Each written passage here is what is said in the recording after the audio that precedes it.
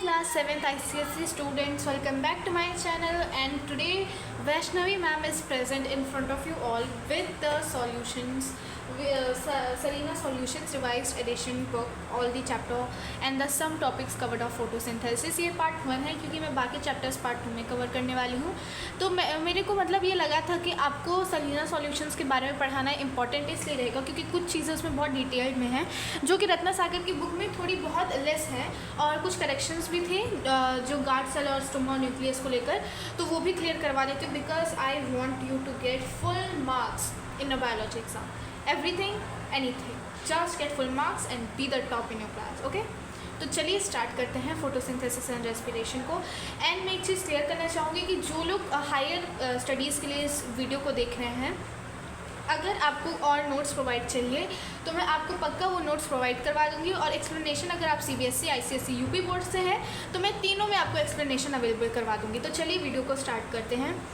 Photosynthesis and respiration. All organism need food for their growth and energy. ठीक है, तो हर एक इंसान, हर एक लिविंग बींग को फूड चाहिए होता है एनर्जी के लिए, ग्रोथ के लिए. अगर हम खाना नहीं खाएंगे तो हम साधारण सी बात है, हमें क्वाशियोर हो जाएगा, माल न्यूट्रिशन हो जाएगा, डेफिशिएंसी हो जाएगी, हम गोइटर के शिकार हो जाएंगे, और ज़्यादा खा लेंगे तो बेसिटी के हो जाएंगे. तो हर एक चीज़ मॉडरेट में होनी चाहिए, पर उस मॉडरेट के लिए भी हाई लो मॉडरेट, उसके लिए वो ऑब्जेक्ट प्रेजेंट होना चाहिए. अगर आपके पास खाना नहीं तो आप हाई लो कुछ नहीं कर सकते हो. नेक्स्टली बात होती है कि plants can prepare their own food and hence are called autotrophs. ये बात हमारे को रत्ना सागर में भी पता थी कि ऑटोट्रॉफ्स क्यों कहा जाता है, क्योंकि एक वर्ड आता है ऑटो. अब ऑटो से आप क्या बना लो, ऑटोमेटिक. ऑटोमेटिक मतलब हम इंसान अपना खाना उगा सकते हैं. बहुत बच्चे कंफ्यूज होते हैं, कहते हैं मैम हम फार्मर्स तो अपना खाना उगाते हैं, आप कैसे कह सकते हैं. नहीं बेटा, फार्मर्स तो खाना उगाते हैं लेकिन वो बनाते कैसे हैं, बना तो नहीं सकते ना. हम चाहे आप किसी भी चीज़ की बात ले लो, हमें एक ना एक इंग्रेडिएंट ऐसा ज़रूर चाहिए होता है जो नेचर हमें प्रोवाइड करवाती है. हमें मोस्टली सारी चीज़ें नेचर प्रोवाइड करवाती है, बस अंतर यह है कि हम उसको मॉडिफाई करके यूज़ करते हैं. ओके, जैसे हमारे पास ऐसे चॉकलेट एकदम नहीं उग जाता है पेड़ पे. अगर चॉकलेट उगता तो सारे बच्चे जा के खा लेते उसको, नहीं. लेकिन हमारे पास थियोब्रोमा ट्री से कोकोआ उगता है, और कोकोआ को ही तो चॉकलेट कन्वर्ट करके बनाते हैं हम लोग. तो इससे आपको पता चला कैसे being make and modifying something is something different. Okay, so आपको पता चला ऑटोट्रॉफ्स क्यों कहा जाता है और ह्यूमंस को कहा जाता है हेटरोट्रॉफ्स. ये मैंने यहाँ नहीं लिखा है क्योंकि हम फोटोसिंथेसिस के ही बारे में पढ़ रहे हैं, पर आपको मैं ये डिटेल बता दे रही हूँ. This type of nutrition is called autotrophic nutrition. बस ऑटोट्रॉफ और उसका न्यूट्रिशन कैसा हुआ, ऑटोट्रॉफिक न्यूट्रिशन. ठीक है. The plants firstly form simple soluble carbohydrate called the glucose and later complex insoluble carbohydrate also known as the starch. तो सबसे पहले हमारे पास क्या बनता है, एक सॉल्यूबल सिंपल कार्बोहाइड्रेट. पहले सिंपल सॉल्यूबल बनता है, जो सॉल्यूबल होता है और सिंपल होता है, और वो कार्बोहाइड्रेट ही होते हैं दोनों, पर पहले वाला सिंपल होता है, उससे हम कहते हैं ग्लूकोज. और ग्लूकोज एक टाइप का शुगर होता है. बाद में वो कन्वर्ट होता है इनसॉल्यूबल कॉम्प्लेक्स कार्बोहाइड्रेट, जिसे हम कहते हैं क्या, स्टार्च. ठीक है. ये होता है प्रेजेंस ऑफ सनलाइट में, और क्लोरोफिल हेल्प ली जाती है वाटर क्लोरोफिल की, और CO2 और H2O के. ओके, ये बात आपको समझ आई. मैं अगर आपको नहीं भी समझ आ रही है तो मैं आपको एक डिटेल वे में समझा दे रही हूँ. Wait a second.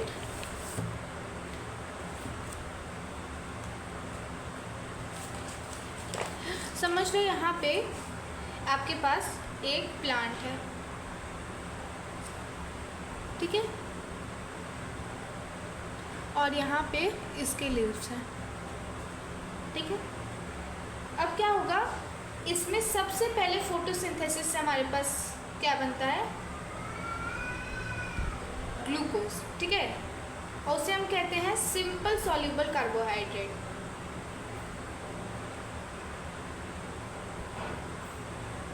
फिर लास्ट में हमारे पास बनता है, जब वो स्टार्च में कन्वर्ट होता है तो उसे हम कहते हैं क्या, इनसॉल्युबल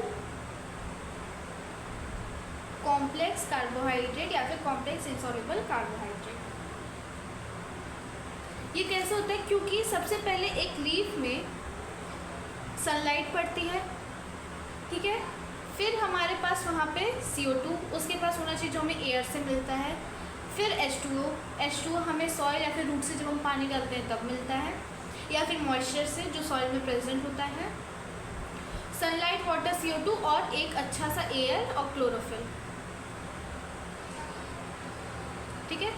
ये बात बहुत बच्चे कंफ्यूज होते हैं कि मैम अगर हीट को हम बढ़ा दें तो क्या होगा, प्लांट सर्वाइव करेंगे कि नहीं। अगर आप अब ऐसी बात है तो आप आग पे अगर पत्ते को सेक दोगे तो वो फूक जाएगा, जल जाएगा।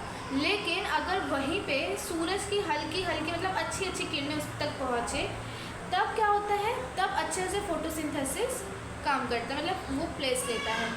अब रही बात ग्लोबल वार्मिंग की, तो ग्लोबल वार्मिंग से क्या हो रहा है, आजकल का O2 बहुत ज़्यादा ख़त्म हो रहा है, O3 सॉरी, जो होता है ओजोन, और साथ ही साथ O2 को भी, क्योंकि लोग क्या करते हैं डिफॉरेस्टेड एरिया को और डिफॉरेस्ट करे जा रहे हैं।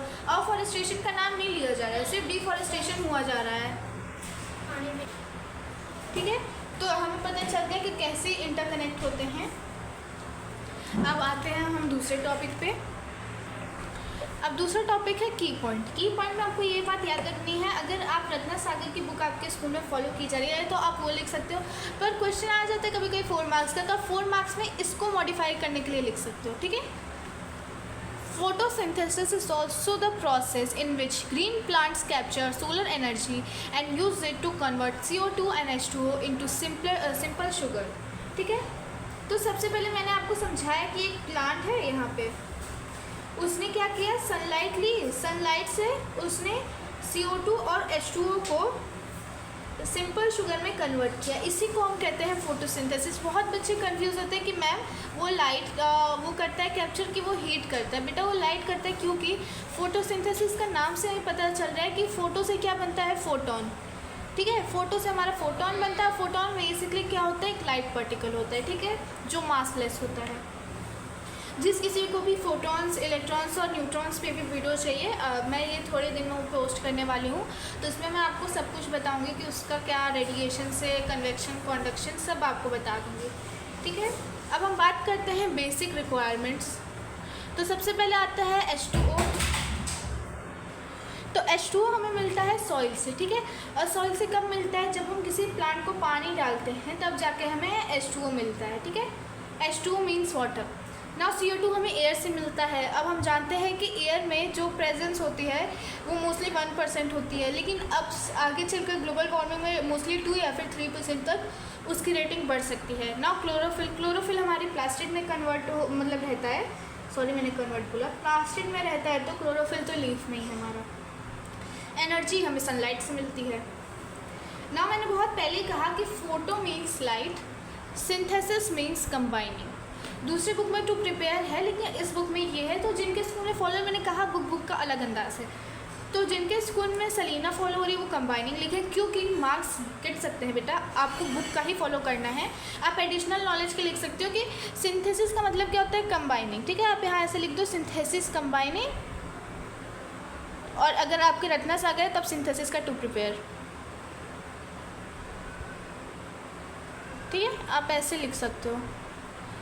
लेकिन ऐसे रत्ना सागर मत लिखना, जो पूछा है वो आप लिखना ना। CO2 प्लस H2O ये एक इक्वेशन है, ठीक है। आपको ये याद रखने की क्या है, ये बेसिकली एक इक्वेशन है जो कि ईजियर करता है कि हमारा क्लोरोफिल और सनलाइट से H2O और CO2 कन्वर्ट होता है ग्लूकोज और O2 में ना। बात करते हैं हम डायग्राम स्टडी की,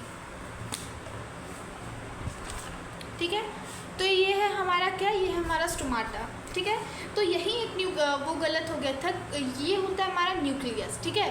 तो आपको ये याद रखना है कि न्यूक्लियस यहाँ पे है, ये गार्ड सेल है, बाकी क्लोरोफिल यहाँ पे है, ये क्लोरोफिल है ऑलरेडी मुझे पता है, लेकिन ये आप यहाँ पे किस में कन्वर्टेड होता है, क्लोरोप्लास्ट में होता है, ये क्लोरोप्लास्ट, क्योंकि प्लास्टिड में ही तो रहता है, तो आप क्लोरोप्लास्ट लिखोगे, ठीक है। गार्ड सेल जब फूल जाता है वो तो ऐसे बंद होता है, और जब वो पिचक जाता है तो ऐसे खुल जाता है, ठीक है। आई एम रियली सॉरी, जब वो मैंने गलती से आप लोग को कुछ और ही बता दिया था, वो मैंने दूसरा बता दी थी। जब वो बहुत ही ज़्यादा फूल जाता है तो ऐसे खुल जाता है, और जब पिचक जाता है तो ऐसे बंद हो जाता है, ठीक है। तो जब वो फूल जाता है तो क्या होता है, ऐसे खुल जाता है, स्ट्रेच हो जाता है ना, और जब ऐसे हो जाता है तो पिचक जाता है, ओके। स्टोमा के बारे में बताया था कि गार्ड सेल टर्जिट होते हैं और स्टोमा ओपन होता है, मतलब जब फूल जाते हैं तो स्टोमा ओपन होता है, और जब पिचक जाते हैं, फ्लैसिड का मतलब होता है पिचकना, तो उसे वो स्टोमाटा क्लोज हो जाता है। सबसे क्लोज एग्जांपल मैं आपका ले सकती हूँ एक बलून का, कि बलून में जब आप पानी फिल करते हो तो बलून की जो स्किन होती है स्ट्रेच होने लगती है जब ज़्यादा अमाउंट में फिल हो जाती है, और बलून क्या होने लगता है, ऐसे लार्ज शेप में आने लगता है, ठीक है। और जब पिचक जाता है वही नॉर्मल शेप में आ जाता है। तो इससे पता चला कि फूलने और पचकने को क्या इसमें हुआ, ठीक है। नेक्स्ट है कि इसमें सलीना सॉल्यूशन में ये लिखा है कि सेल्स मोस्टली अपर पार्ट में ज़्यादा पाए जाते हैं। रत्ना सागर में यही बताया गया कि स्टोमाटा नीचे पाए जाते हैं। तो जो क्लोरोप्लास्ट होते हैं वो सनलाइट को रिसीव करने के लिए बने होते हैं मोस्ट, ठीक है। तो इसी कारण से वो अपर पार्ट में प्रेजेंट होते हैं। इसी साइड में क्लोरोप्लास्ट की संख्या स्टोमाटा से, मतलब कह सकते हैं कि स्टोमाटा में इसमें ज़्यादा संख्या होती है क्लोरोप्लास्ट की, ठीक है। और लोअर साइड है, ये लीफ का लोअर साइड है, इसमें स्टोमाटा की संख्या ज़्यादा होगी, ठीक है। ये आपको याद रखना है कि लोअर साइड में आपका स्टोमाटा और अपर साइड में क्लोरोप्लास्ट एंड उसके सेल।